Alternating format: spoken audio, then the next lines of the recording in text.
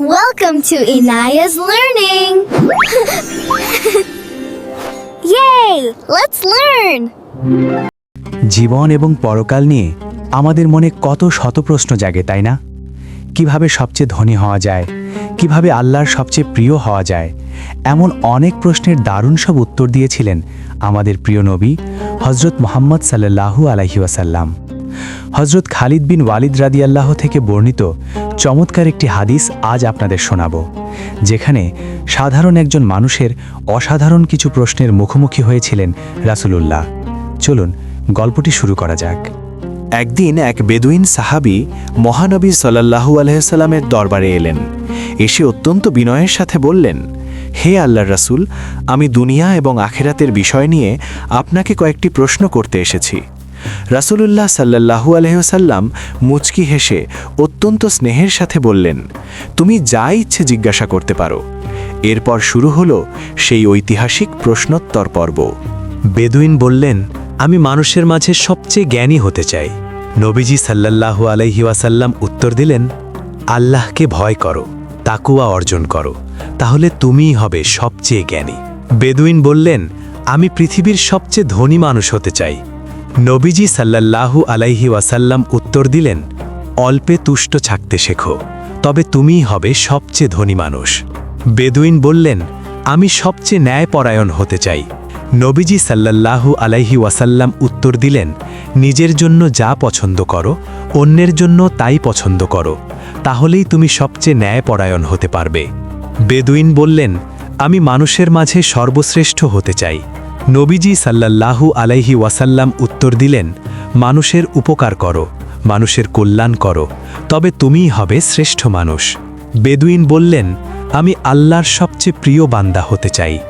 নবীজি সাল্লাল্লাহু আলাইহি ওয়াসাল্লাম উত্তর দিলেন, যত বেশি সম্ভব আল্লাহর জিকির ও প্রশংসা করো, তাহলেই তুমি তার সবচেয়ে প্রিয় হয়ে যাবে। বেদুইন বললেন, আমি আমার ঈমানকে পরিপূর্ণ করতে চাই। নবীজি সাল্লাল্লাহু আলাইহি ওয়াসাল্লাম উত্তর দিলেন, নিজের চরিত্র ও ব্যবহার সুন্দর করো, তোমার ঈমান পরিপূর্ণ হয়ে যাবে। বেদুইন বললেন, আমি মুহসিন বা সৎ কর্মশীলদের অন্তর্ভুক্ত হতে চাই। নবীজি সাল্লাল্লাহু আলাইহি ওয়াসাল্লাম উত্তর দিলেন, এমনভাবে আল্লাহর ইবাদত করো যেন তুমি তাকে দেখছ, আর যদি তা অনুভব করতে না পারো তবে অন্তত এটা বিশ্বাস করো যে তিনি তোমাকে দেখছেন। এভাবেই তুমি মুহসিনদের অন্তর্ভুক্ত হবে। বেদুইন বললেন, আমি আল্লাহর একান্ত অনুগত বান্দা হতে চাই। নবীজি সাল্লাল্লাহু আলাইহি ওয়াসাল্লাম উত্তর দিলেন, আল্লাহর দেওয়া আদেশগুলো মেনে চলো, তুমি অনুগত বান্দা হয়ে যাবে। বেদুইন বললেন, আমি সব ধরনের পাপ থেকে মুক্ত হতে চাই। নবীজি সাল্লাল্লাহু আলাইহি ওয়াসাল্লাম উত্তর দিলেন, নিজেকে সবসময় অপবিত্রতা থেকে পবিত্র বা পাক সাফ রাখো, তুমি পাপ মুক্ত থাকবে। বেদুইন বললেন, আমি চাই কিয়ামতের দিন যেন নূরের আলোতে আমাকে ওঠানো হয়। নবীজি সাল্লাল্লাহু আলাইহি ওয়াসাল্লাম উত্তর দিলেন, কখনো নিজের বা অন্য কোনো সৃষ্টির উপর জুলুম করবে না, তাহলেই তুমি কিয়ামতের দিন নূরের আলোতে উঠবে। বেদুইন বললেন, আমি চাই আল্লাহ যেন আমার উপর রহম করেন বা দয়া করেন।